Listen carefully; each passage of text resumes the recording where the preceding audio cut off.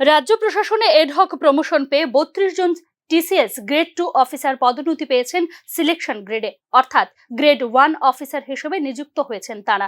গত কয়েক বছরে রাজ্য প্রশাসনে যেভাবে বিভিন্ন পদে এডহক পদোন্নতি হচ্ছে, এবারের এই পদোন্নতিও এর ব্যতিক্রম নয়। এডহক পদোন্নতিকে অনেকটা অবাঞ্ছিত হিসেবে গণ্য করেন কর্মচারীরা, কারণ এই এডহক তকমা না উঠলে পরবর্তী নিয়মিত পদোন্নতি প্রাপ্য হলেও তা পাবেন না সংশ্লিষ্ট অফিসাররা।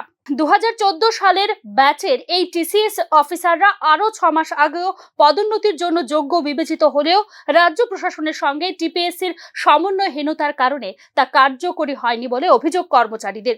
রাজ্য প্রশাসনে বিগত কয়েক বছরে যা কিছু পদোন্নতি হয়েছে সবই এডহক বলে উঠে এসেছে নিউজ নাও এর পর্যালোচনায়। এতে করে বহু কর্মচারী যেমন দ্বিতীয় প্রাপ্য প্রমোশন পাচ্ছে না, তেমনি পেনশনে গিয়েও বেনিফিট না পাওয়ার অভিযোগ উঠেছে কর্মচারীদের পক্ষ থেকে। সুপ্রিম কোর্টে চলা পদোন্নতি সংক্রান্ত মামলার সম্ভাব্য ফলাফলকে শর্তে রেখেই কর্মচারীদের প্রমোশন দেওয়া যেতে পারে এবং এর জন্য এডহক তকমার প্রয়োজন নেই বলে মনে করেন আইনজ্ঞ মহল। তাই এই এডহক তকমা তোলার দাবি জোরদার হলেও রাজ্য সরকারের কোনো সদর্থক ভূমিকা নেই বলে অভিযোগ কর্মচারীদের একাংশের। প্রয়োজনের সাময়িক সমাধান বা প্রতিভাকে স্বীকৃতি দেওয়ার জন্য উপকারী হতে পারে এডহক পদোন্নতি, তবে তা সঠিকভাবে পরিচালিত না হলে ন্যায্যতা, স্বচ্ছতা এবং পক্ষপাতিত্বের সম্ভাবনা থেকে যায় বলে মনে করেন তথ্যবিজ্ঞ মহল।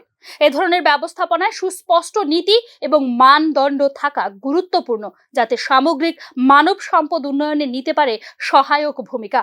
তা না হলে সম্পূর্ণ ব্যবস্থাটি আক্ষরিক অর্থে হয়ে ওঠে অবাঞ্ছিত। Bureau report, news now.